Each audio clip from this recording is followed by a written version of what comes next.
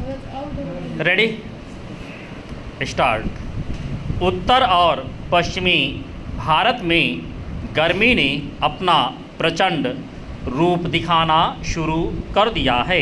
कई राज्यों में तापमान 46 डिग्री के पार पहुंच गया है।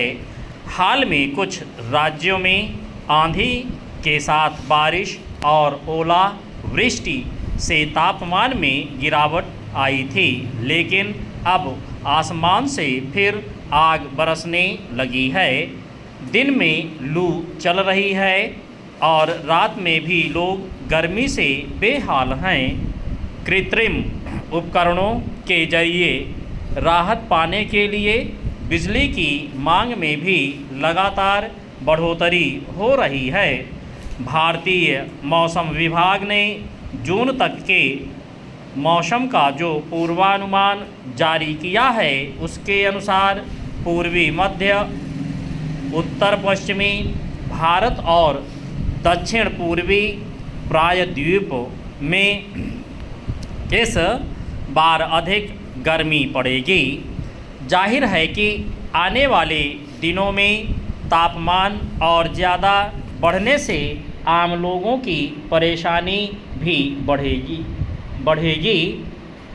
मगर सवाल है कि हर साल गर्मी, सर्दी और आंधी बारिश के क्रम में इतना ज़्यादा उतार चढ़ाव क्यों आ रहा है? मौसम चक्र में इस बदलाव की वजह क्या है? क्या इसके पीछे प्राकृतिक कारण हैं या फिर पर्यावरण को नुकसान पहुंचाने वाली मानव गतिविधियां इसके लिए जिम्मेदार हैं?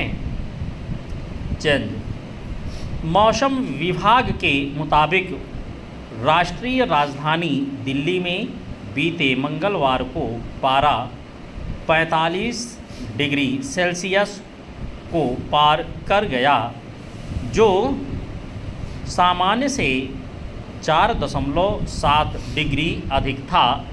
मौसम विज्ञानियों का कहना है कि पिछले कुछ दिनों से उत्तर पश्चिमी हवाएं राजस्थान के थार रेगिस्तान और मध्य पाकिस्तान के कुछ हिस्सों से दिल्ली की ओर बढ़ रही हैं।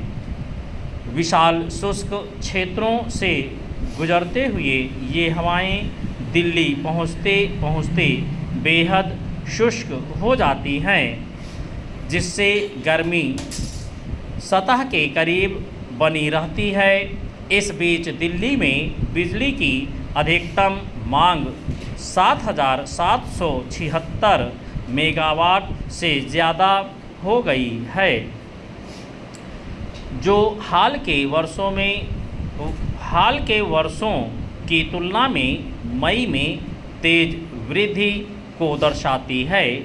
लोग गर्मी से राहत पाने के लिए पंखे, कूलर और एसी यानी एयर कंडीशनर का इस्तेमाल करते हैं, मगर इस बात पर गौर नहीं किया जाता कि एसी से निकलने वाली हानिकारक गैसों से जहां पर्यावरण को नुकसान पहुंचता है, वहीं इनके वजह से स्थानीय तापमान में भी बढ़ोतरी होती है।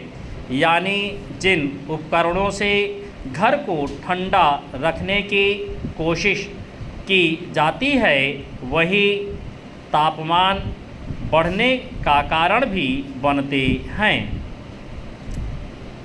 चेंज मौसम विशेषज्ञों के मुताबिक गर्मी, सर्दी, बारिश और बाढ़ की चरम स्थितियां जलवायु परिवर्तन और वैश्विक ताप की वजह से पैदा हो रही हैं।